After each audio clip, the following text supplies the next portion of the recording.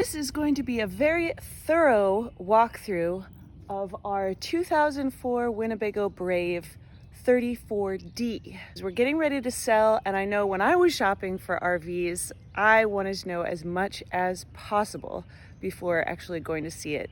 So here it is. The first thing you'll notice is that we gave it a custom paint job.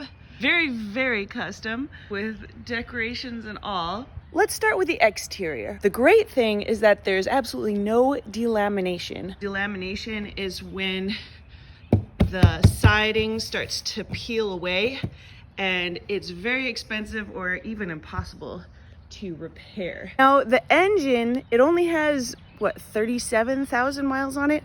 We've never had any engine trouble with this thing. It's a gas Ford V10. I popped the hood open and here is what we got. We did regular oil changes, of course. The only thing that I've noticed that's wrong with it is the washer fluid doesn't work. The lid for the well is missing, and even when I filled it up, the washer fluid wasn't working. Down here, you also have the solenoids for the hydraulic system. We do have the tool to remove these lug nuts and take this off, but that was a pain when we wanted to put air in the tires, so we got these valve extenders. The tires are, let me just show you. They're still in pretty good shape. They're getting towards the end of their life, but they're not quite there yet. The front tires also have this stabilizing bar, which is excellent because when you're in high winds driving down the road, you don't want it jerking all over the place. It has front and rear hydraulic jacks. So the front jacks still work just fine, but the rear jacks stopped going up because the springs are too old. And we decided not to get it repaired because we never use them anyway. We just use the front jacks. But we did have to loosen the solenoids in the front that I showed you, and we never tighten them again. So unless you get the springs repaired and tighten the solenoids, do not put the rear jacks down or you won't be able to get them back up. This first compartment has the water heater. It's a 10-gallon water heater that operates on propane and electric. I recommend the propane just because it gets it really hot really fast.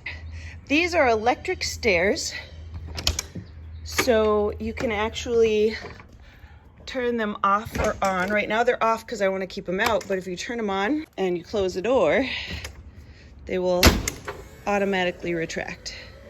In this compartment we have storage, and there you see the water tank. It's actually two 40-gallon tanks that are connected together, so you have an 80-gallon freshwater capacity, which is excellent. This compartment is a gravity fill for the water tank. So if you can't find a place to hook up your hose to fill it up and you really need to fill it up, you can just pour something in there. We've got some external outlets here, which work.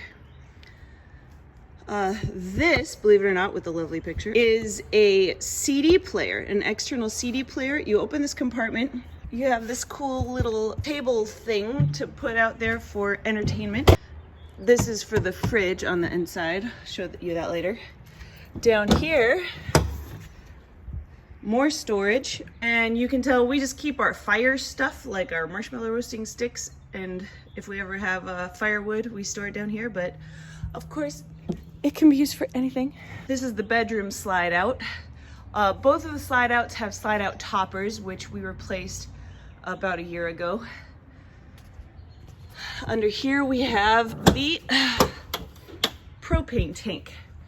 I think it's a 30-gallon propane tank. It's a big guy. And then this rear one is just storage. This one actually doesn't stay up by itself. These guys are old and don't hold it up anymore. There's lots of storage in there. We use this for a lot of our extra and outdoor stuff. I'm gonna grab this little ladder extender because I'm gonna show you the roof anyway. The ladder extender goes like this. Boop. Gotta just take it off when you're gonna drive somewhere. This is the furnace. It works really well to heat the whole thing, so that's really nice. That up there is the backup camera, and it actually has a microphone on it so that if you have someone standing in the back directing you, you don't need a walkie-talkie or something.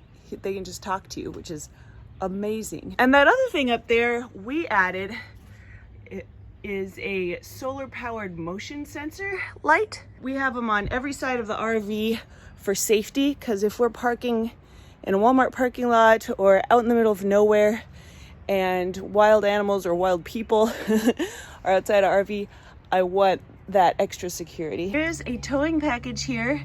It's rated at 5,000 pounds, but I know the previous owners towed a truck that was about 7,000. As long as we're back here, I may as well show you the roof. So it's not the cleanest at the moment. It's been parked under trees, but up here you can see the solar panels we installed. There are 8 100-watt solar panels for our solar system. We got it completely resealed, stripped and resealed a year ago, and then we resealed it ourselves about 6 months after that. About every 6 months, resealing it is a good idea. This is the air conditioner for the bedroom. There's another one up there for the living room. And those take a lot of electricity. So if we're gonna run those off the grid, we use our generator. Otherwise, if we're hooked up, we can just use them. This is actually the bathroom vent right here. Skylight for the roof, for the shower, this is the electric fan skylight for the kitchen. Other air conditioner. Big slide out with the slide out topper. And up here is the MIMO Poynting antenna for mobile internet. It makes the signal so much stronger and internet so much faster for mobile internet. The roof itself is curved fiberglass. Fiberglass is the highest quality, lowest maintenance kind of roof you can get. And I love that it's curved so that you don't get pools of water settling on it when it rains. So the wiring for the solar panels comes down through here. And this actually was the dryer vent for the washer dryer combo, which we took out, and it just goes in there to the solar system. All right, so this compartment, I scraped a fence here. It's very sad. This is the generator. Now it's an Onan 5500, which you'd usually see a green cover with the name on it, but we lost our original cover, and this is a replacement. Ugh. And this baby can power the entire thing. We did regular oil changes for it.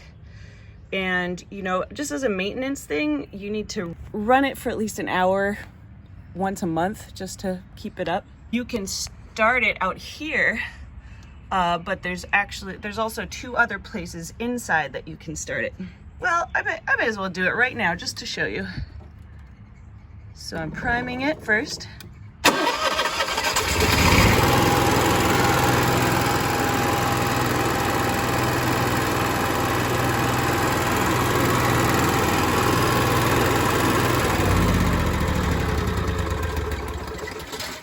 There you go.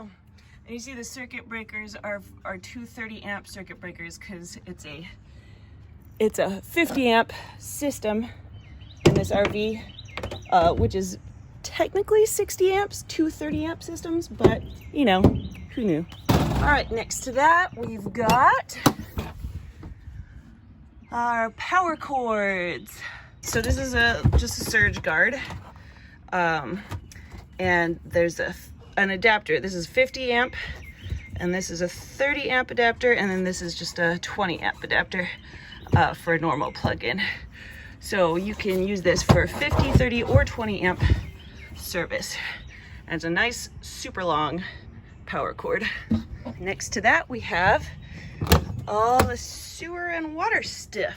So this is where you will fill up your fresh tank, hook up your freshwater hose here, and do city fill or water tank fill, depending on whether you want you're hooked up or whether you want to fill up your tank. We got a little outdoor shower here, which is nice when you're going to a sandy beach and want to wash off your feet. Lights, what is that for? Oh, there's lights in here. I never knew that. The water pump, you can turn it on or off here. You want it off when you're filling up your tank. Waste tank flush, which is excellent when you're flushing out your black tank. So we have the valve here for the gray water tank and the valve here for the black water tank.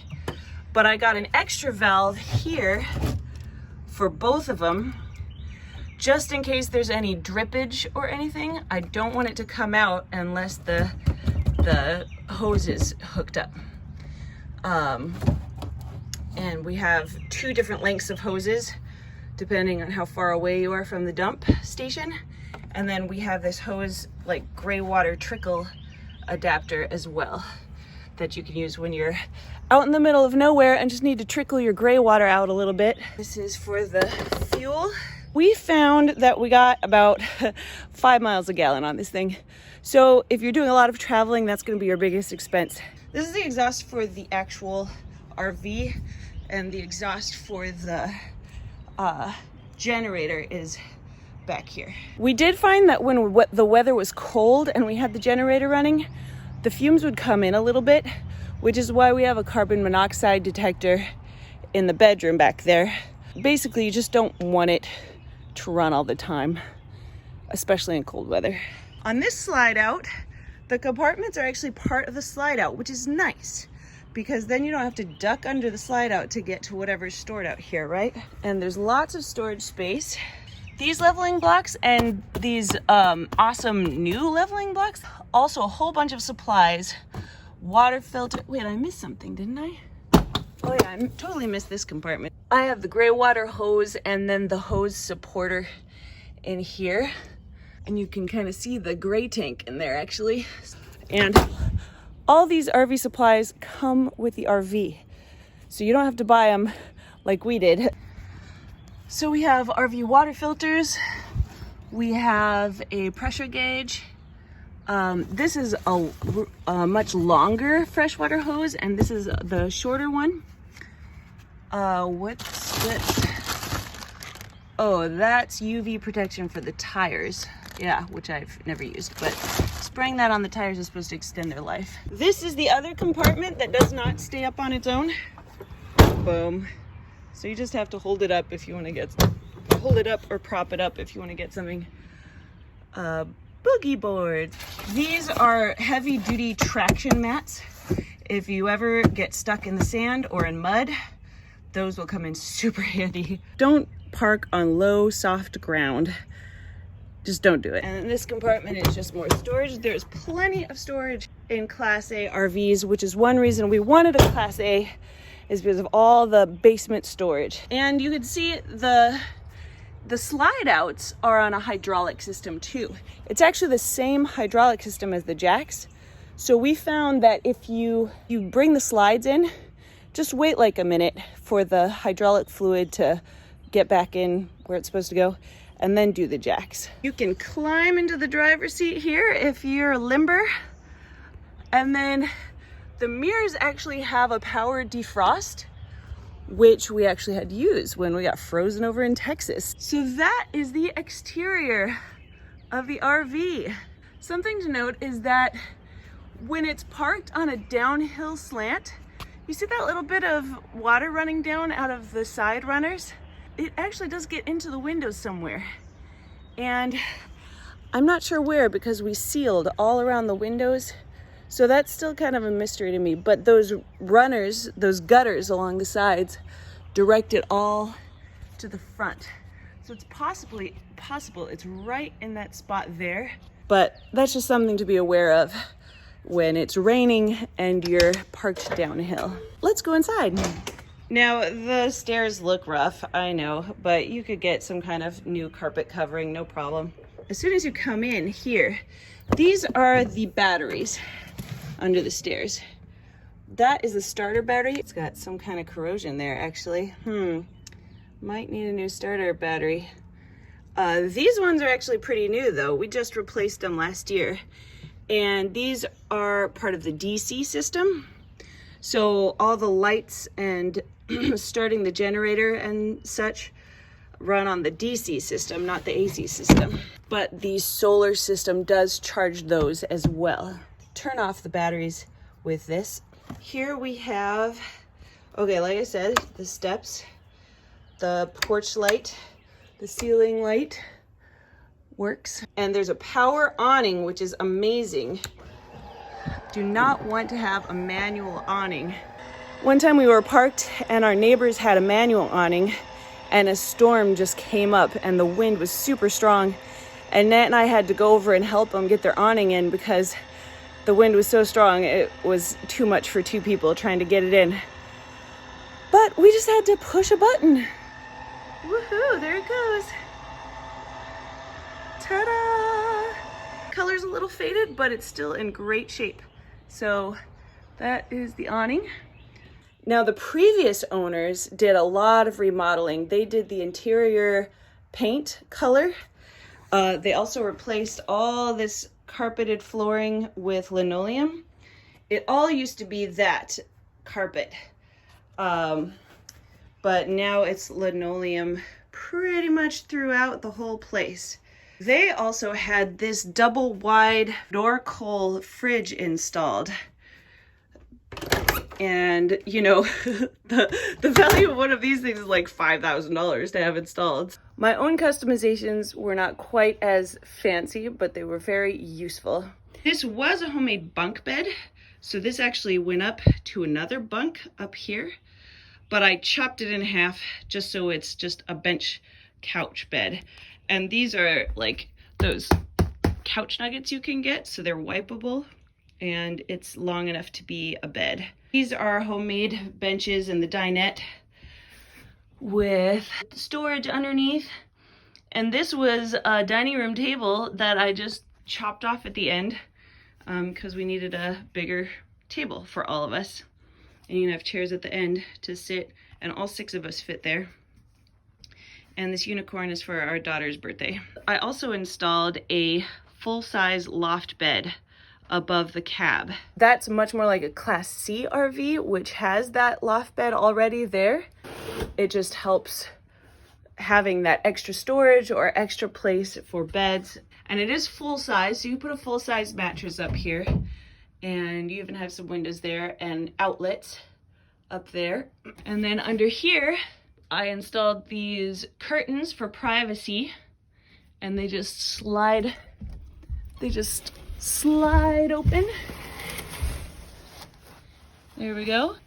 And right now I'm just using a bungee cord to hold them back while I'm driving, but could always put something nicer in there. Both of these captain chairs swivel around, which is really nice because it makes it part of the living room then. You can swivel forward, and this actually comes out like so.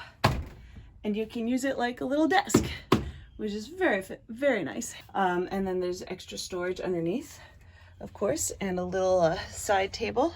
Under this big hump here is the engine, actually. The radio works, but the CD player doesn't. The heating and cooling work up here, definitely. You can turn on the coach heater here, which turns on the vents just in the coach here. And I forgot to mention that that bench couch has 3 seat belts that can be used. They're underneath there, if you can see them. And then this is another place you can start or stop the generator. One reason to do that is if you want the air conditioner, the big air conditioner, to work. This is the screen for the backup camera, volume for the microphone, and you can have day-night mode, etc. This is something we would leave. It's an RV Garmin, and it has the dimensions of the RV set in. It avoids low underpasses. It avoids narrow, windy roads. It avoids anything that would not be big rig friendly, like U-turns and such. So it's better than using Google Maps when you're driving this thing. Now, the power outlet actually doesn't work in the dashboard. What we used to power this thing are these portable battery packs. This was our backup one. Our blue one actually lasted like 4 hours. There's 37,000 miles on it, 37.5. And most of those miles were put on by us, like 10,000 of them. Unfortunately, the horn does not work, but the cruise control does work, which is a necessity when you're driving long distances. This is the hydraulic leveling system. To use the hydraulic system at all, you have to have the emergency brake on. It won't work if it doesn't. And we disabled the jacks down warning light and alarm. So just don't drive away with your jacks down. Just don't do it. Yep, and you can level it here. All of this is in the user's manual, which comes with it. And this is how you get the main slide out room in and out. This is for the mirror heat and mirror adjusting and the window. And you can adjust the tilt of the steering wheel here. I'm 5'7" and I can drive this thing. I can reach pretty well, so maybe a couple inches shorter would be okay too. But it's definitely made for taller drivers. But I love driving this thing. It handles so well and it gives me that sense of adventure. Just look at that. Just makes you want to hit the road. Now I put those 2 pieces of tape on the windshield because before I got used to the rig, I needed to get used to driving something that was 8 feet wide. Those indicate whether I'm in my lane or not. If those lines are in line with the lines on the road, then I'm in my lane. Another thing to get used to is the pivot points when you're turning.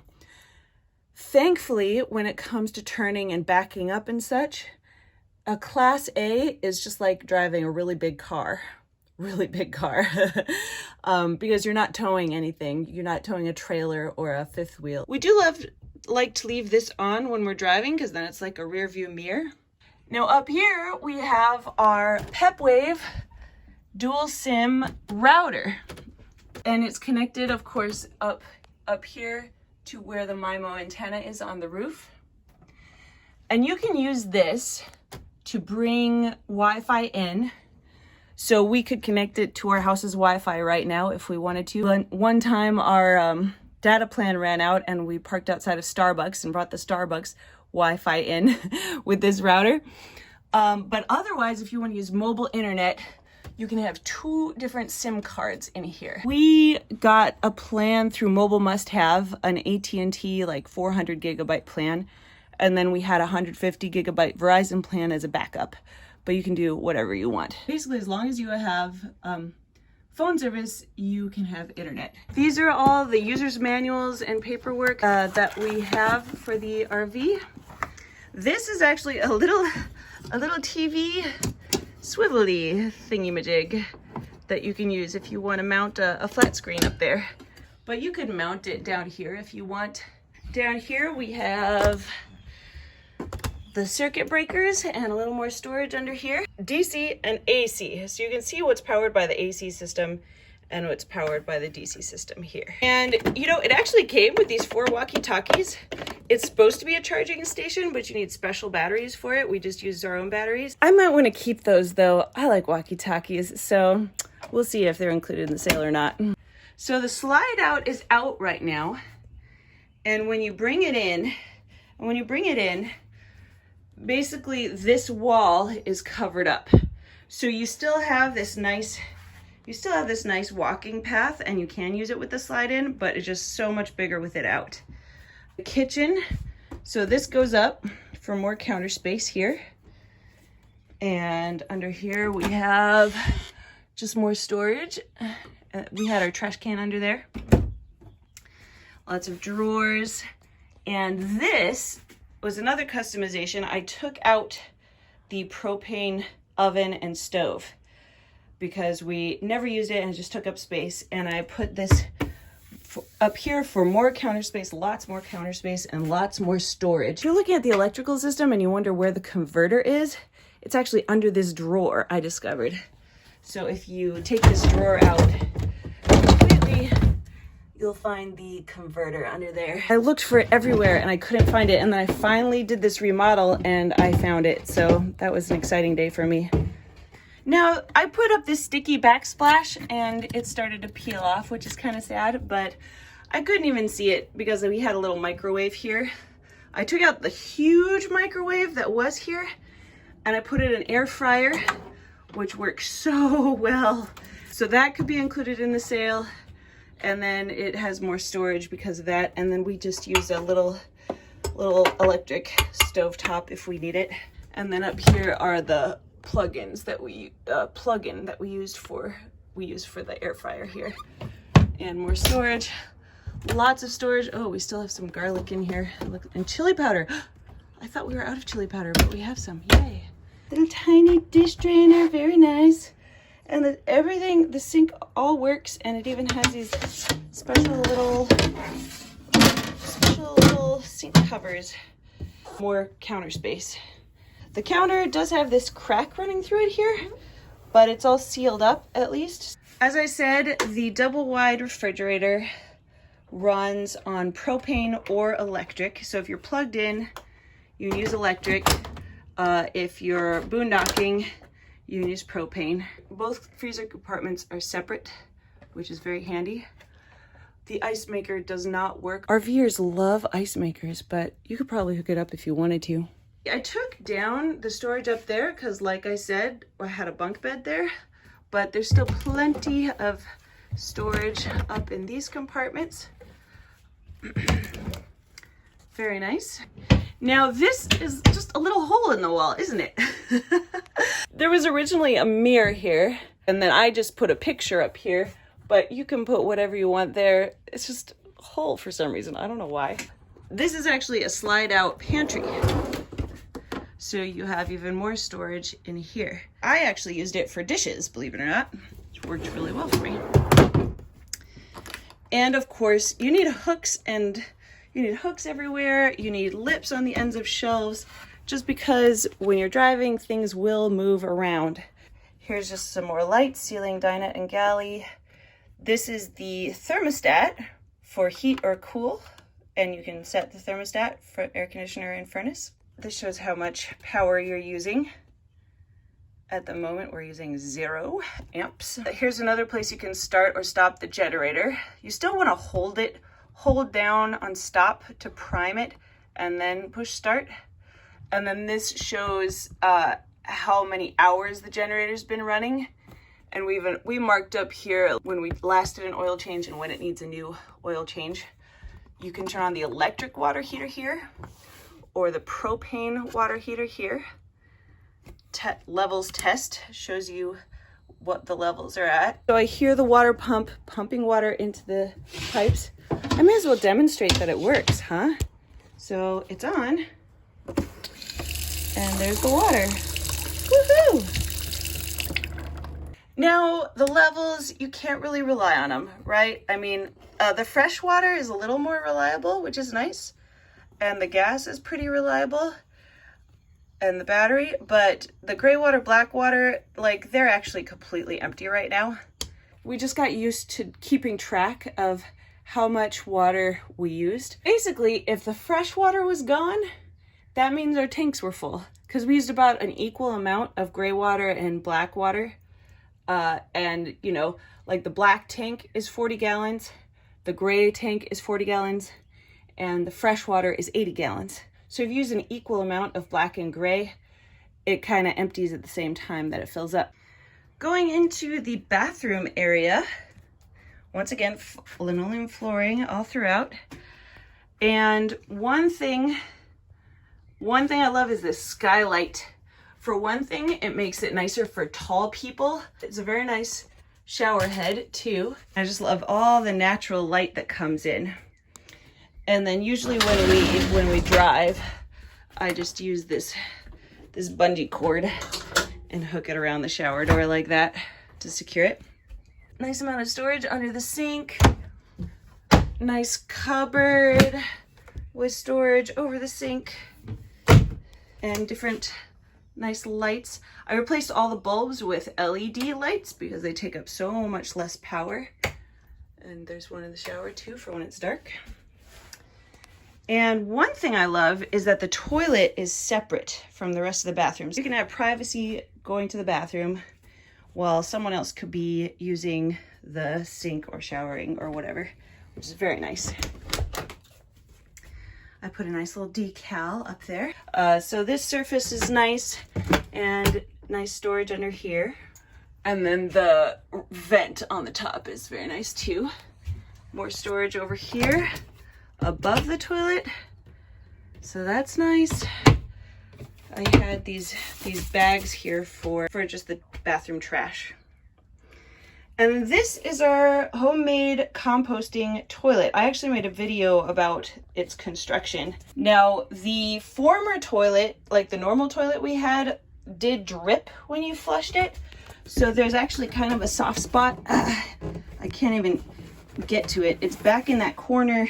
The floor is a little soft, which actually goes, I think you can feel it a little bit over here too. Yeah, you can feel a little bit of soft floor right there. But we never even walk there, so we don't really care. As long as it's not an active leak, it's not getting worse, so that's good. You know, it's just a 5-gallon bucket. It's just a 5-gallon bucket, and I got this is a urine diverter. Now you can divert it actually underneath to where the black tank is. That's for the black tank right there. We just covered it up. You can either divert it down into the black tank, or you can use jugs and put them right here. Or if you don't like composting toilets, you can just hook up a new toilet, because it still has the sewer and the water right there. So it's all ready for a new toilet if that's what you are interested in. We did not like messing with the black tank, and we also didn't like filling up the black tank since we were boondocking a lot. So that's why composting toilet worked for us. But yeah, I think a new toilet for an RV is like a couple $100. So it's like not a huge investment in terms of RV stuff. I also put a magnet right here so that you can open the door and then it becomes more like a master bathroom, private from the rest of the RV. So here's what it looks like on the other side if the door is open / closed. Now for the bedroom. We love this master bedroom. It feels really separated from the rest of the RV, so it feels nice and cozy and private. It's a queen size bed. This is just a memory foam mattress that we can leave with the RV if you're interested. Let's see, and the slide out is out. And when it comes in, the mattress goes right up against here. Actually, I'll just show you. Here's how you bring it in. Retract. So you see it coming in. And when you bring the slides in, you want to just stand there and make sure that nothing's getting in the way. Okay, so it's all the way in. So you can see it's right up against these drawers, and you can't access that last closet there. So that's just something to be aware of. So this is okay if you're just gonna sleep, but if you want to live in here, or in our case, I actually worked in here, you want it out. It goes out and everything's fine. Make sure everything's out of the way when you put it out too. This actually is a double sliding door. So I actually screwed it to the wall here because I didn't want this one to slide. But if you want both of them to slide, you could just unscrew that and then they would both slide all the way over to the wall, and this would just be more open. I didn't want it as open. I wanted it to feel like just a regular doorway. This is a nice desk surface area, and with more storage above. There's an outlet up there, outlet down here. You have to lift on the drawers to pull them out. Once again, you don't want them coming out while you're driving, right? This is the thermostat just for the air conditioning in the bedroom. So, and these are the air conditioner vents. These are the air conditioner vents where the cold air comes out. This is the intake right here. Intake, outgo, and they're all throughout the RV. They're just all over the place for the front and the back. So you get cool air everywhere. These windows have some fogging in them, which is unfortunate, but you know, I think might be one in the front that has one too. It's also an emergency exit, so you can pop this open if you want. The carbon monoxide detector is there. And this was some extra storage. There's a bunch of paint and different supplies, like for the slide out and yeah, different things like that. Oh, and lots of sealant. I got so much sealant. I didn't know how much I needed, so I just got a ton of it. So happy birthday, tons of sealant for you. And this actually, believe it or not, was the perfect height for a standing desk. I used this as a standing desk and it worked out really well. under here is where the washer and dryer combo was, but now it is the solar system. I did a couple videos about our solar system, but briefly, we've got 400 amp hours of battery. We've got the solar charge controller. That's a circuit breaker to the solar panel, so you can turn that off if you don't want any power coming in. This is the breaker for the entire system. You can turn it off and no power will get from the solar panels to the rest of the system.